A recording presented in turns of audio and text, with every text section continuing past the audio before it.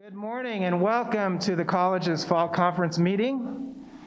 It is so good to see many of you after this long hiatus, and I want to welcome all of you who are participating by Zoom. As you probably know, the Spanos Theater has been dark most of the past year and a half, but David Beals and his team have been hard at work on a number of upgrades and improvements to the sound system and lighting. And so I thought, as kind of a fun way to kick things off, David might give us a little demonstration of some of his new toys. So David, take it away.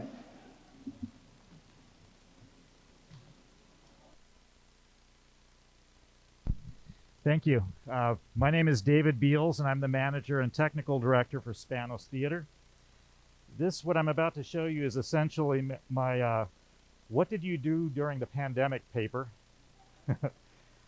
Bobby and I came into work and made renovations to be ready to reopen throughout the pandemic. Oftentimes there'd only be 4 or 5 cars in the parking structure, but we felt pretty safe in our isolation here. Amongst the projects we completed are a new L-Acoustics line array main sound system, new LED and moving lights from ETC, a lighting company where many of my former student assistants now work, new dance boom that hold the lights within the structure and can be rolled into place, speeding up setup and teardown time while protecting the dancers from hot lights. If you'd like to know more about these projects, Bobby and I will be around afterwards to demonstrate what we have. 2021 also marks the 60th anniversary of Spanos Theater. You may have seen some of the posters and albums that I got out of a dumpster when I started here from the music department, from past performances as you came in. This morning I'm going to play parts of 2 songs to showcase our new sound and lights. The first will demonstrate our concert sound. The second, which starts out very quiet, will showcase our 7.1 sound. I hope you enjoy, and welcome back.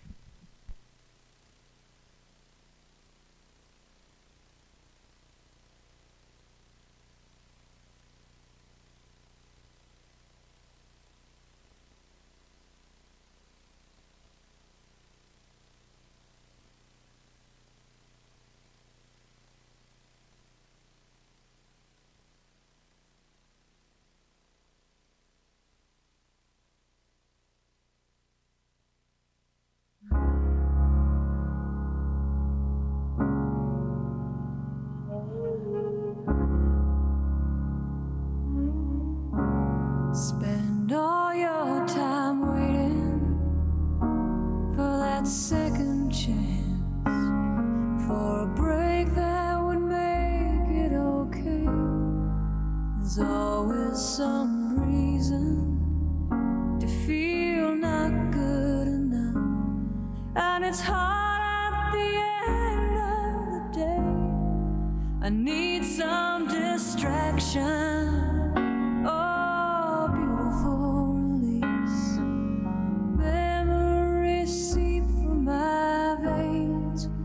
Let me be empty, weightless, and maybe I'll find some peace tonight in the arms of the angel. Fly away from here, from this dark, cold hotel room. That you fear,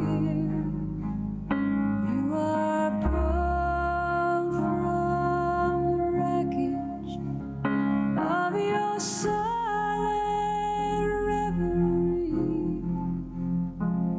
You're in the arms of the angel. May you find some comfort here.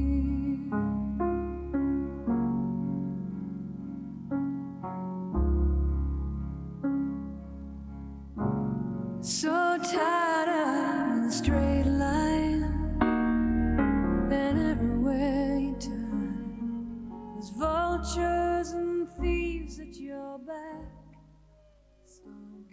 song twisted.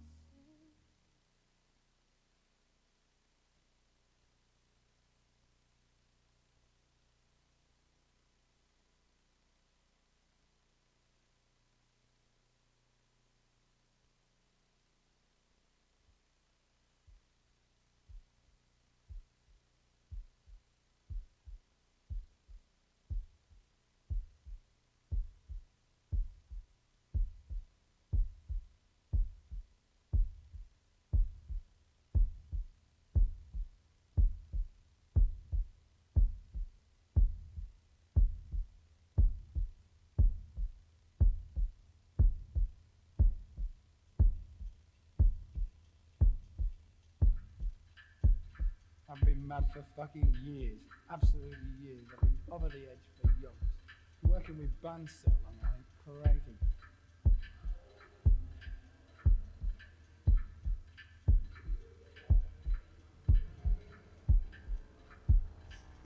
I've been mad for fucking years, absolutely over the edge. Working with bands so long, I've been mad for fucking years.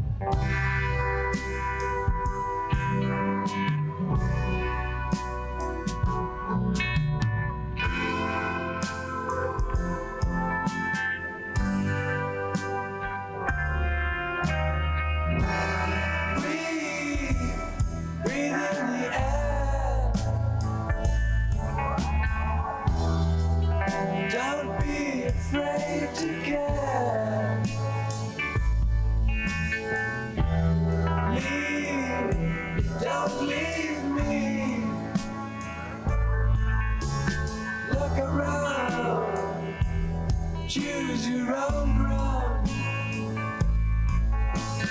Long you live, high you fly. Smiles you'll give and tears you'll cry. And all you touch and all you see is all your life will ever be. Run, rabbit, run. Dig that hole, forget the sun. When at last the work is done, don't sit down, it's time to dig another one. Long you live, high you fly, but only if you ride the tide. Balanced on the biggest wave, race towards an early grave.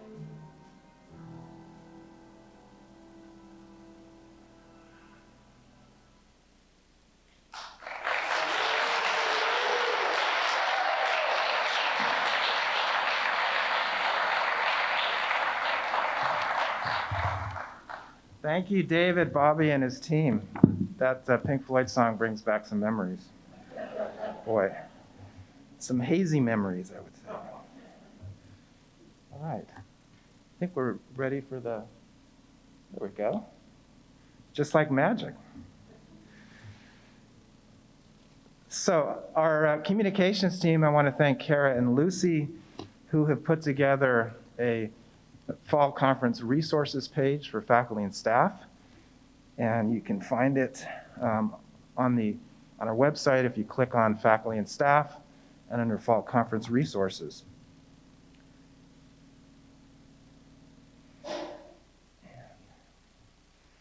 Let's see if I can move these slides.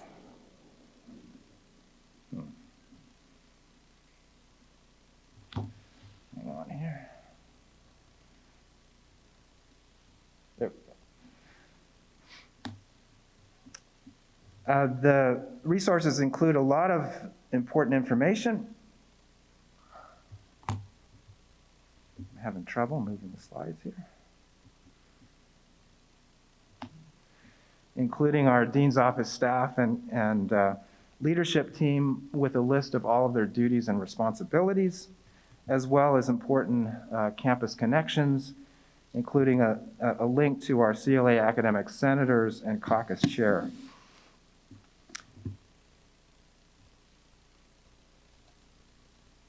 A list of all of our amazing department chairs, many of whom are here today.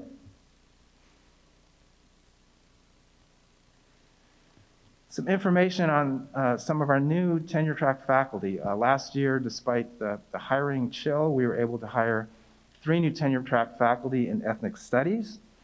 And I want to formally welcome Lydia Heberling in American Indian Studies. I don't know if she's here today. If she is, stand up and be recognized.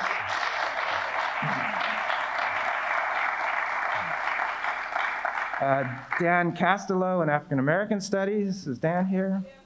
Dan's not here? Okay. And Ryan Bucco in Asian American Studies. Stand up, Ryan.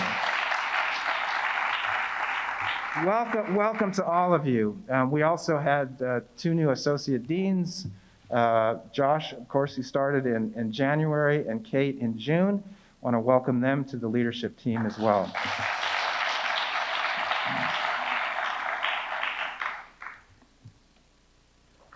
We also had a number of new faculty who were promoted or tenured.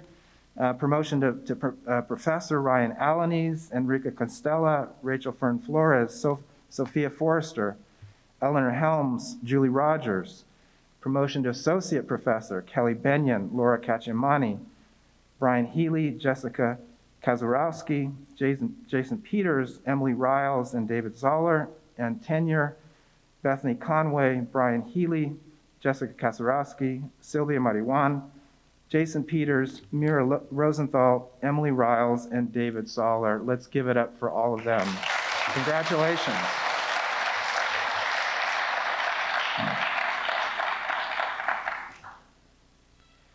And we also wanted to take some time this morning to recognize and honor all of our faculty and staff award winners this past year.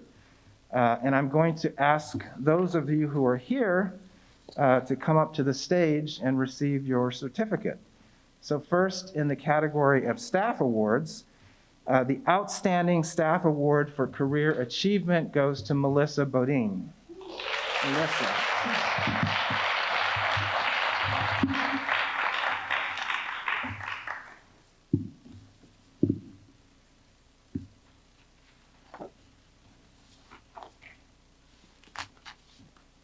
And watch the steps coming down. Come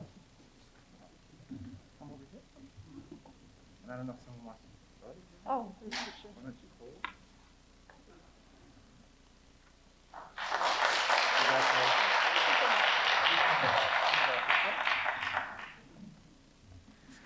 And next we have the Outstanding Staff Award for Continuing Excellence goes to Joy Sisler. Joy.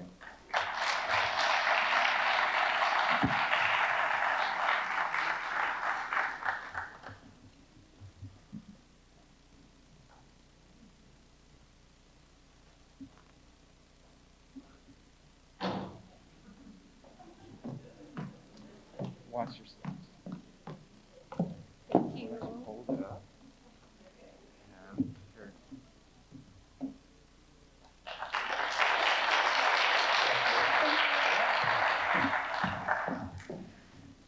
And in our faculty awards category, we have Early Career Award for Achievement in Teaching, Laura Kachimani. Is Laura here? Great.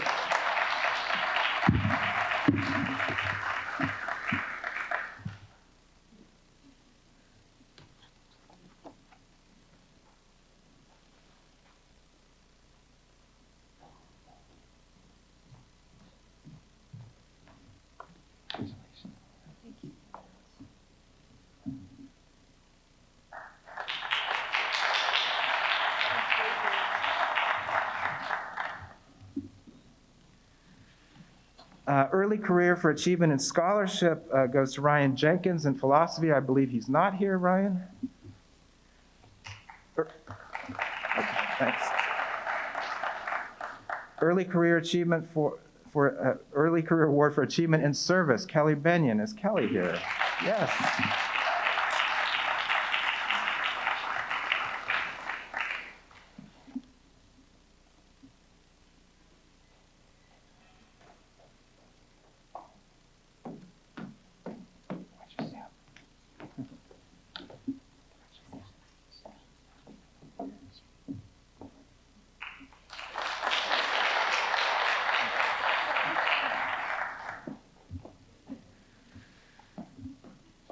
Outstanding achievement in teaching by a lecturer, Sarah Bartlett. Is Sarah Bartlett here?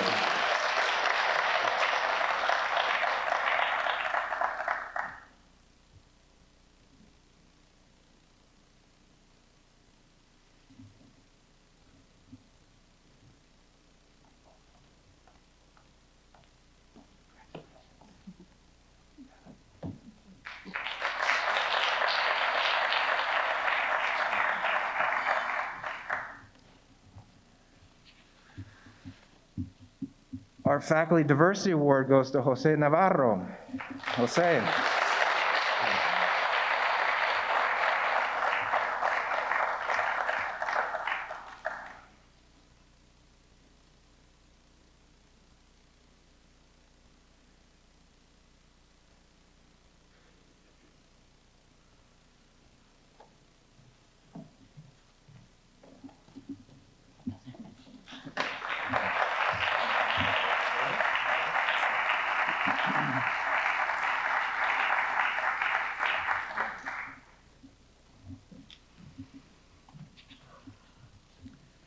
The Douglas Epperson Innovation Award goes to Anu Dillon.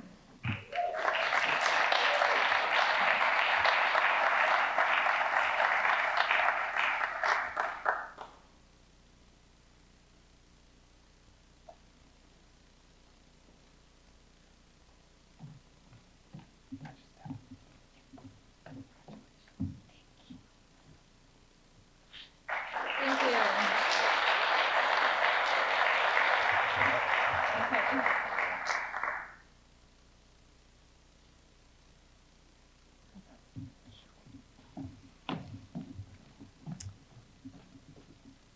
And the Richard K. Simon Awards, the Outstanding Career Achievement in Scholarship goes to Lewis Call. I know Lewis is not here, couldn't be here today, but congratulations to Lewis. And the Outstanding Career Achievement in Service goes to Elizabeth Aiden. I believe Elizabeth isn't here either. Congratulations to Elizabeth on her award. Also wanted to mention that there are a number of our faculty who are going to be receiving awards and recognition at our convocation this afternoon. 3 of our faculty are going to be receiving Distinguished Teaching Awards: Brad Campbell from English, Matt Hopper from History, and Francisco Fern Flores from Philosophy. And also we have Sylvia Marijuan from World Languages and Culture, who is receiving the Outstanding Faculty Advisor Award. Congratulations to all of them.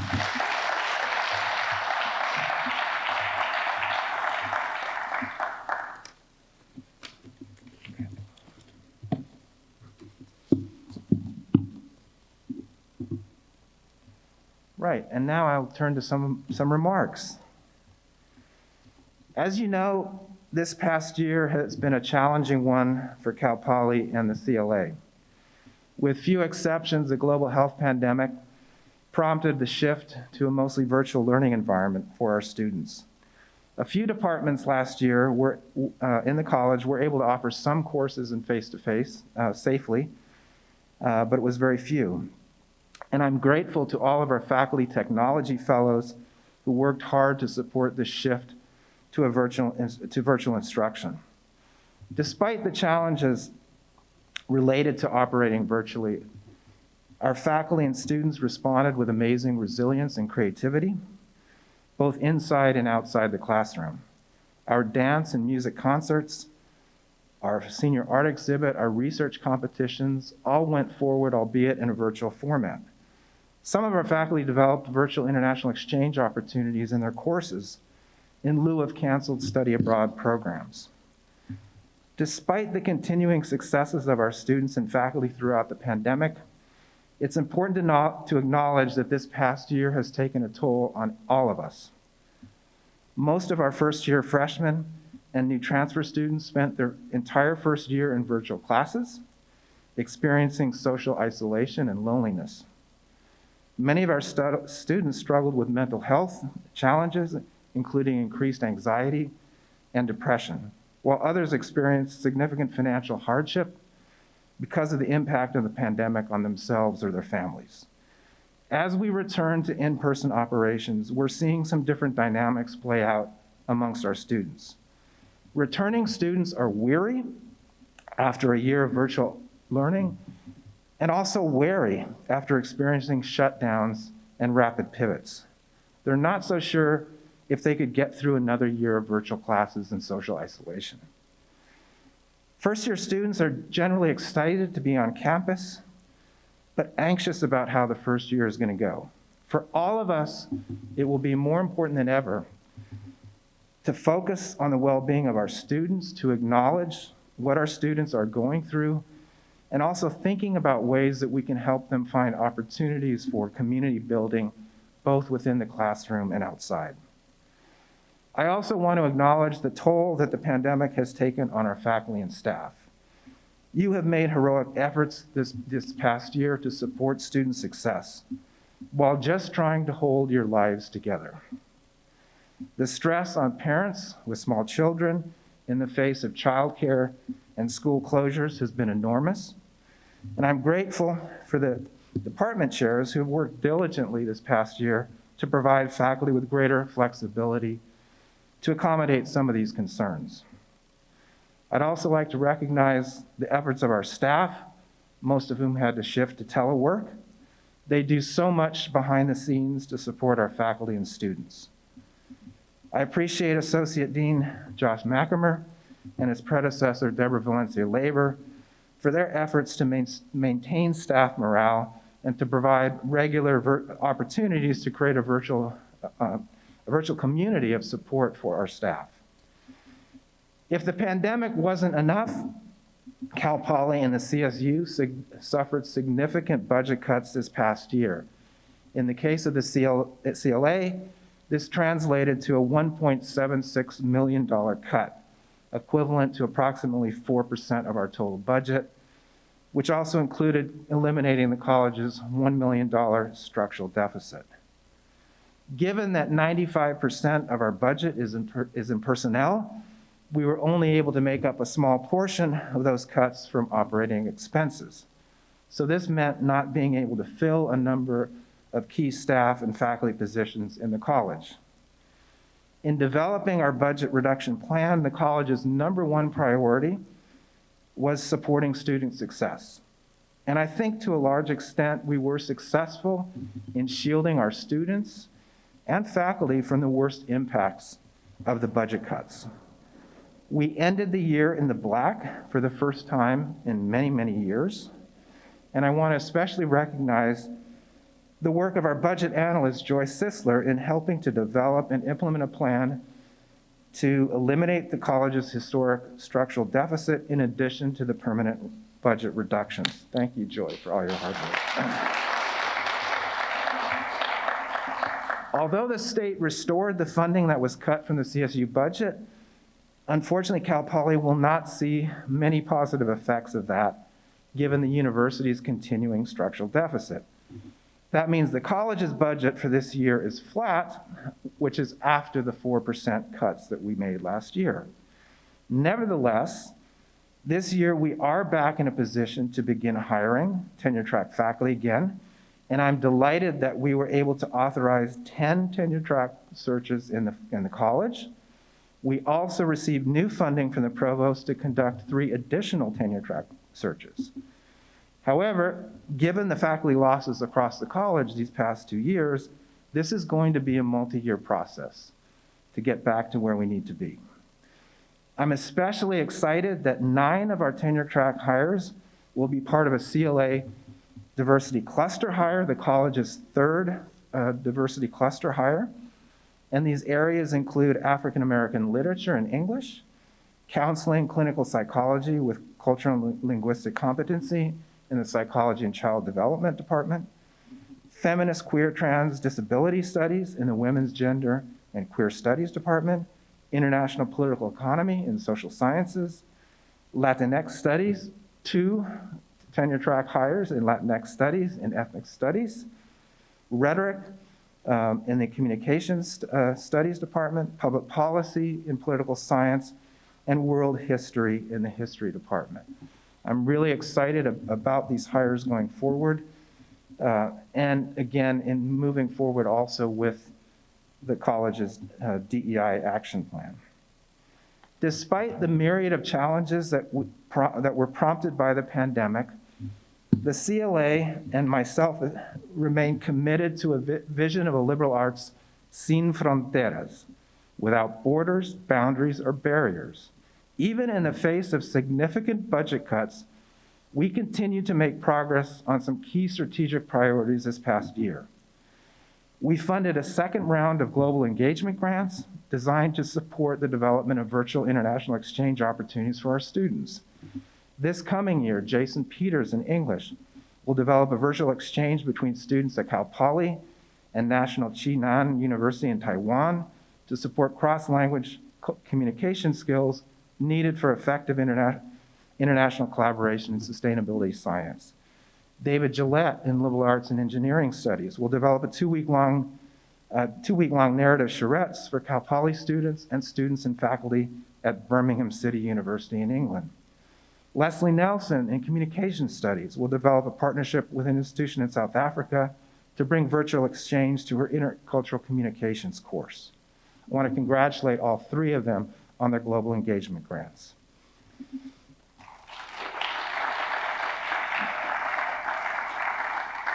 We also launched the college's first ever summer undergraduate research program, providing opportunities to engage undergraduate students in faculty-led scholarship. I just want to share with you, after I had accepted the job here, Penny Bennett shared some applications or narratives from students who apply for the CLA Ambassadors Program. And one of the questions they asked was, what would you like to see the new dean accomplish? And many of the students talked about an opportunity for summer undergraduate research. They referred to colleges like COSAM and engineering that had these programs, and if only CLA could have something similar. Well, we were fortunate this past year to fund the first group of 10 students working on 8 different faculty-led projects, and my hope is that we're going to be able to grow this program in the coming years so that we can provide even greater access for our students. And I want to give a shout out to Dawn Neal, the college's inaugural director for research engagement and internationalization, for her leadership on this initiative. Thanks, Dawn.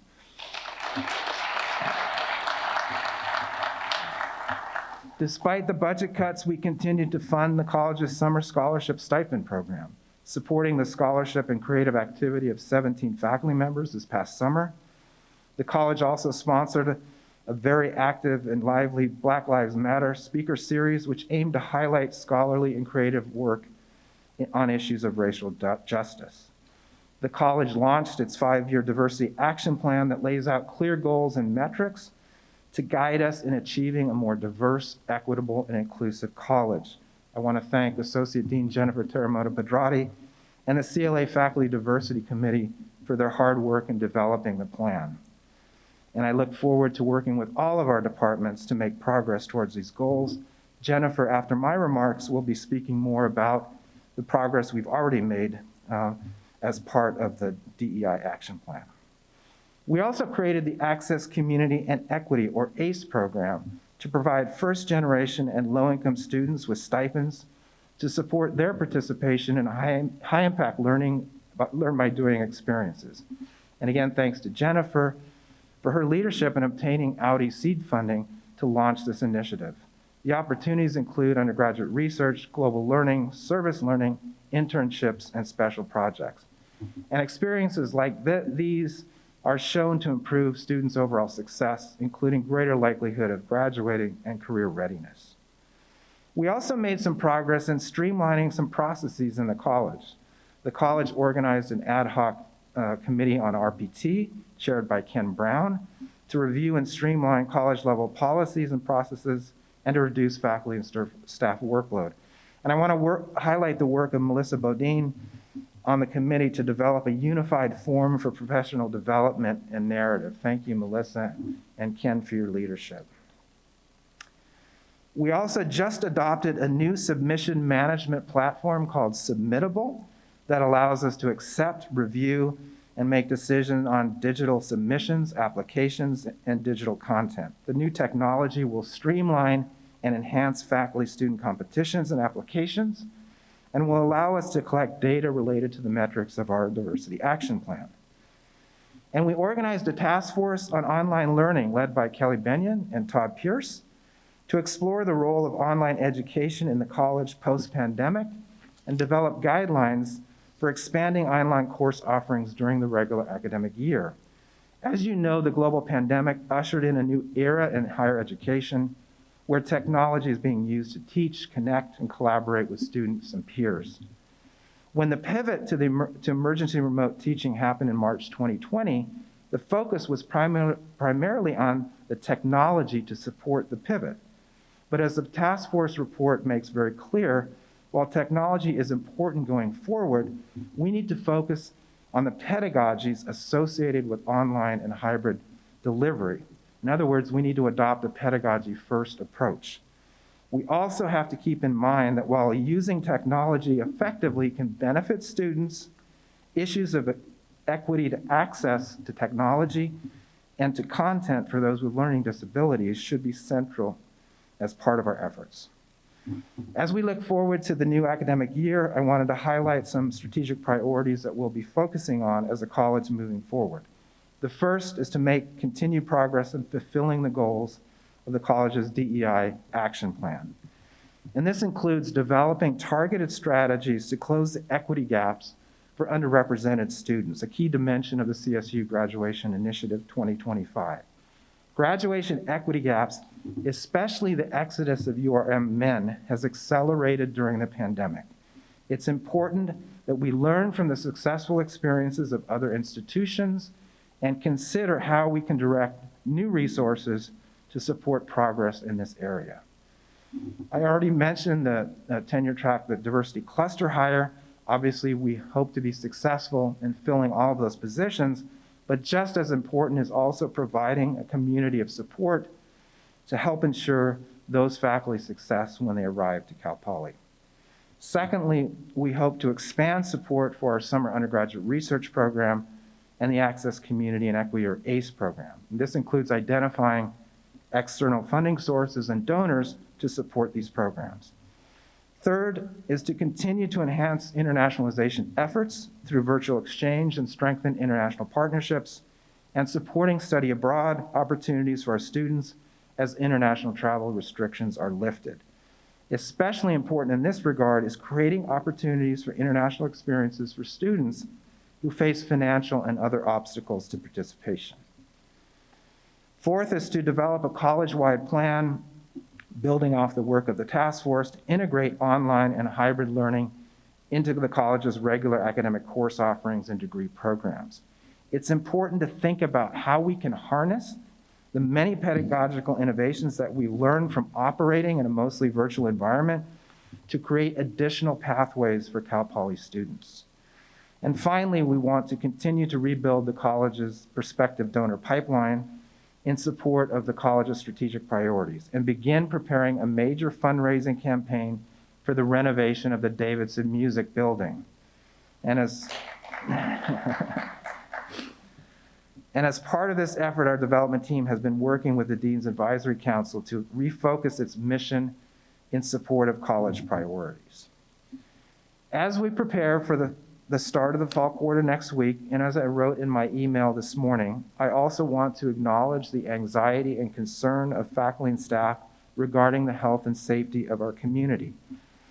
A couple of months ago, we were hoping for a joyous return to in-person operations, and then the Delta variant created a whole new set of challenges for the university.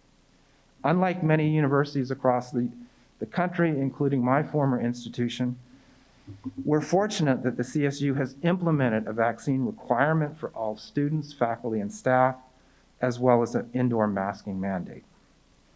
Besides the vaccine and mask requirements, all students, regardless of their vaccination status, will be required to present a negative COVID test taken up to 72 hours prior to move-in on campus or to their first day on campus. And in addition, any medically or religiously exempted unvaccinated students will be required to test twice a week. Even with all of these health and safety protocols in place, inevitably there will be positive COVID cases in our campus community.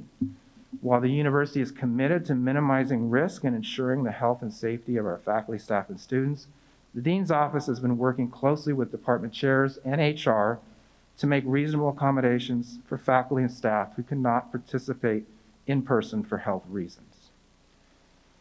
Despite the challenges associated with COVID, at some point, hopefully in the not too distant future, the pandemic will largely be behind us and we'll be able to return to some kind of normalcy. While all of us will be forever marked by this pandemic, I'm confident that we'll emerge from these uncertain times with a greater sense of shared values and shared purpose. How can I be so optimistic? Because in my relatively short time as dean, I've been able to observe the extraordinary accomplishments of our faculty, staff, and students, both before and during COVID. I've also had the opportunity to get to know your values and your character, your passion and commitment to our students. And that, more than anything, will determine our accomplishments this coming year and beyond. Thank you. And with that, I'm going to turn it over to Jennifer.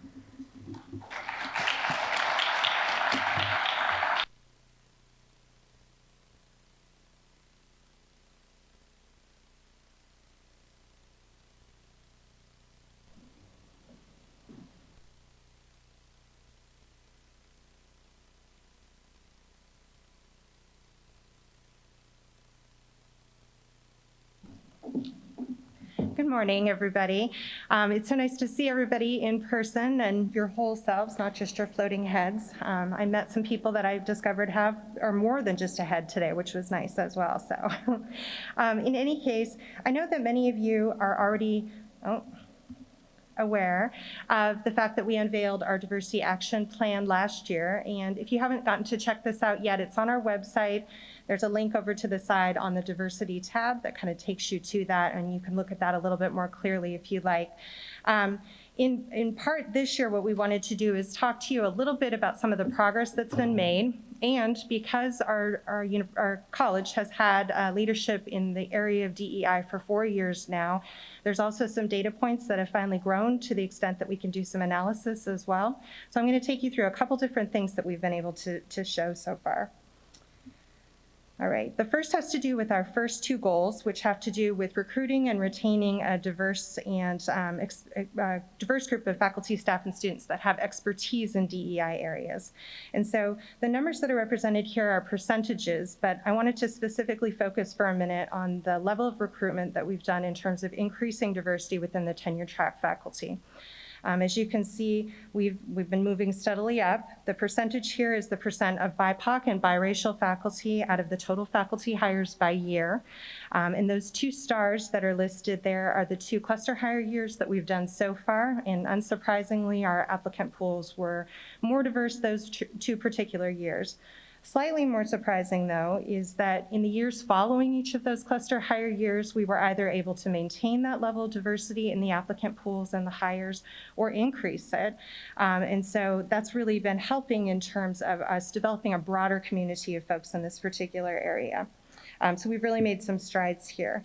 I wanted to also show you some numbers just in general. So just to break these numbers down a little bit, I did a comparison of the 4 years prior to the establishment of the Associate Dean for Diversity position, because that kind of marks the time frame in which we were able to focus more strongly on DEI in the college from a leadership perspective, and then compared the percent of hires of BIPOC and biracial faculty to the next 4 years.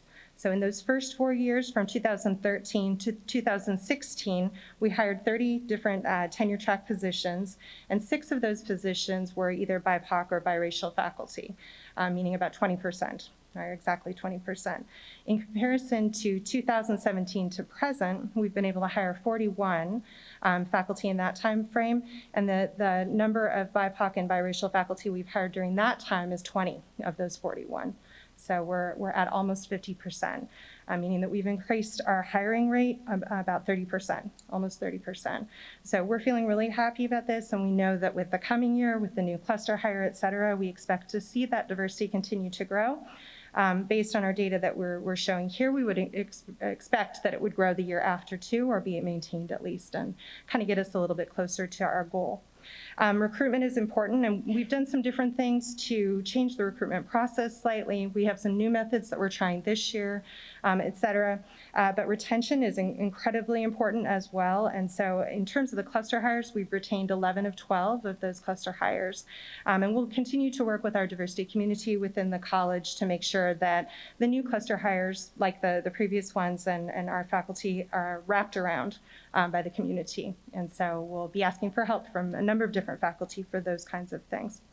I also wanted to mention, with regard to the diversity-focused cluster hire that will be happening this time, this is the first one that has occurred spontaneously from the chairs in terms of the positions that they put forward for hiring. And so I really wanted to make sure that folks understand that the college is leading this effort, but it's the departments that created this cluster hire, which is a new thing, and again, something that's impressed folks across the entire university. So we have lots to feel good about here. All right, so our next steps here, we'll definitely want to ensure retention of this diversity gained. Some of the new recruiting techniques that I mentioned include things like reaching out to historically Black colleges and universities, and also Hispanic serving institutions, as well as other groups, and making more targeted outreach to different departments who have doctoral programs in the positions that we're trying to fill. And in addition, we'll be looking more closely at the page up data that we're able to look at now to look at diversity of application pools, and then also diversity of finalist groups and kind of how that follows through. So we'll have a lot more data to kind of continue to work on this. This will not be our last cluster hire either. You may remember that before the pandemic, we had thought that a plan might be to do a theme, like a curricular cluster hire instead, that was kind of themed around different curricular areas. And so we would like to do that again in the future, and we hope to be able to. So demographics are important, and we know that in terms of actually reflecting the state of California, et cetera, we want to make sure that we're continuing to focus in those areas. But expertise in DEI is equally important in terms of making sure that our students have access to a number of different fields that cover different kinds of DEI topics, and that we continue to grow in this particular area. So the classes that are listed here are actually only the classes from the cluster hire, because I couldn't fit the new classes that were focused on diversity from everybody. But you can see that there's a ton of these just even from the cluster hires. And again, there's probably an additional entire slide. If you see the topics here, you probably see some classes that you would like to take. I see some I would like to take. And again, these have been incredibly useful and helpful to students who are able to take these across different departments and make sure that they have these DEI focuses. So we're in very good shape here. The other thing that I wanted to mention just briefly with regard to our student learning in this particular area is that you might have seen that the university launched a student survey towards the end of last year, and I mean the very end. It was about 1 week before finals. And one of the things that this particular survey measured was how confident students felt about their DLO learning, the diversity learning objective learning. not very many students filled it out because it was so close to the end of the year. But we've worked with Michael Nguyen, the Director of Assessment, and CLA will be relaunching that survey for our students in fall to try to collect more data to see where we land with that. We asked all of the department chairs to go through their program learning objectives and to find one that matches with at least one diversity learning objective. All the departments have at least one. And then we will be able to break the data down once we get that from the survey to show how much learning students have in the different departments and where they feel that they're getting that particular learning. So it should strengthen our departments and bolster our program learning objectives as well.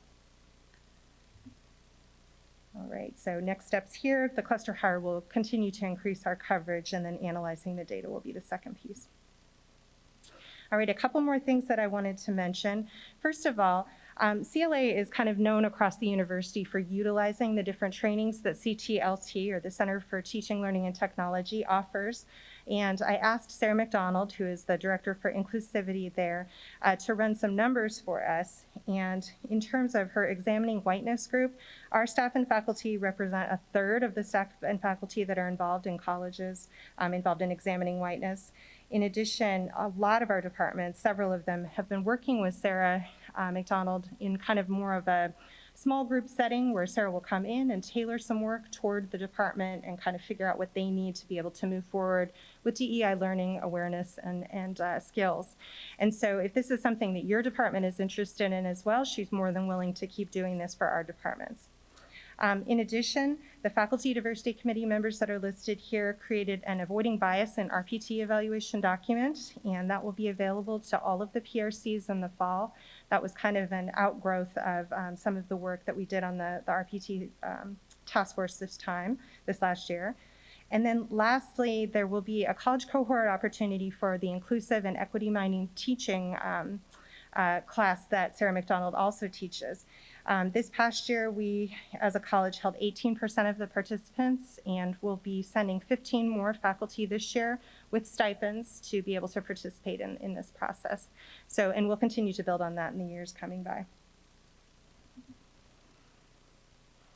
In terms of goal 4, I think one of the things that we've realized, and I know many in this room agree with me, that when we have practices, that does try to increase equity in certain ways, but unless we institutionalize those into policies, they don't formally kind of continue carrying on. My youngest child is 10, and when I was talking to her about this at some point, that policies were important, you have to institutionalize, she compared it to saving your game in a video game. And I think that's a really good way of thinking about this. We want to make sure that as we're making some progress, we keep saving the game so that we don't go back in some way in the future. In terms of 2 things that we've done in this past year, the task force that Philip mentioned, chaired by Ken Brown, developed RPT worksheets, and as a part of that, there are better spaces to allow for reporting on DEI, different kinds of endeavors, et cetera, or DEI efforts in teaching, scholarship and creative activity, and service. And so we hope that that will kind of encourage faculty to think about some of the things that they're doing and to find a good place for them in this, on these worksheets as part of their files. And then secondly, policy was developed for membership within the CLA Curriculum Committee. Previous to this, there wasn't any official policy. There were a lot of practices that were put in place. And some of those practices led to many faculty feeling that the process wasn't very transparent and that there weren't enough voices at the table. And so in listening to that, new policy has been created, and we hope to have more voices at the table. I'll be sending out call for nominations tomorrow, actually, for the College Curriculum Committee. So if you're interested, I hope you'll apply. A couple last things here I wanted to mention with regard to Goal 5 in terms of our graduation rate gaps. The Multicultural Scholars Program, and I have highlighted Alejandra's name here as she's been so integral. And Alejandra, thank you very much for all of your help.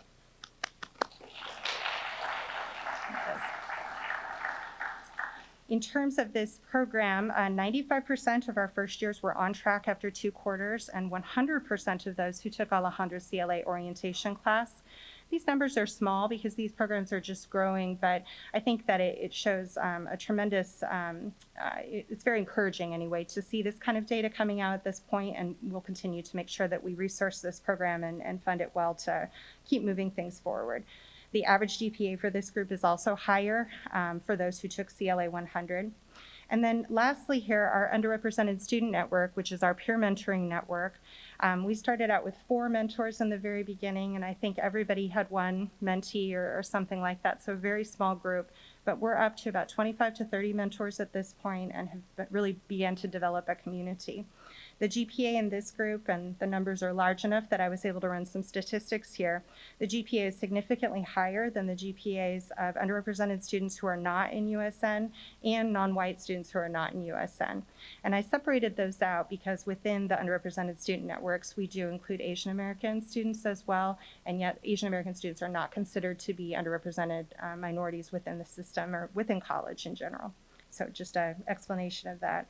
10 graduates is not a lot to run statistics on, so we can't say this with any kind of statistical certainty, but at the same time, out of our 10 graduates, all of them graduated on time, which means 2 years for transfer students or 4 years for our students who started as first-time freshmen.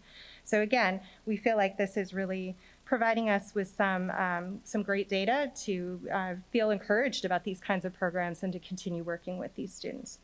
Next steps in this area are to increase resources in this area. I think one of the reasons that Cal Poly Scholars has been so successful is because they are fully resourced at the same time, and we know that's important.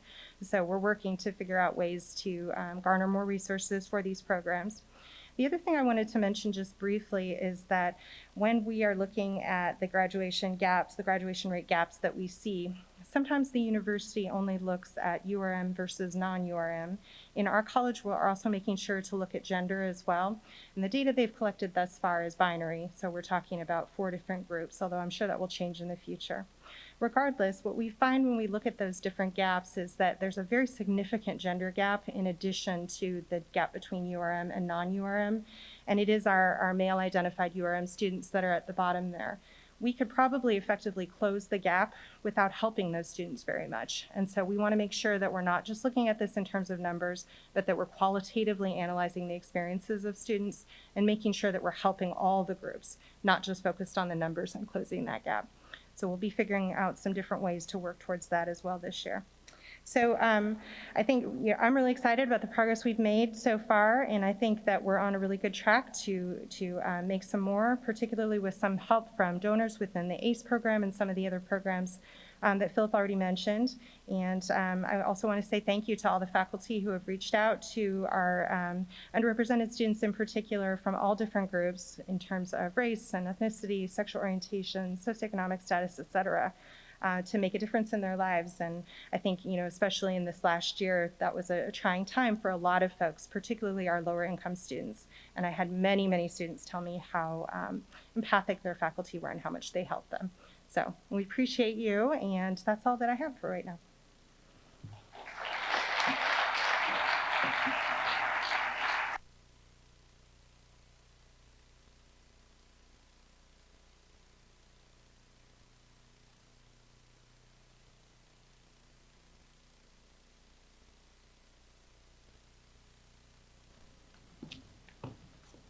Well, I want to thank all of you for attending and all of those who are participating via Zoom. Again, I want to welcome all of our new faculty and staff and congratulate all of our award winners. We have box lunches outside. There are tables if you want to stay to eat, or if you want to just pick them up and go, that's fine as well. But again, thanks all for coming, and we wish you all the best for the beginning of the fall quarter. Thank you.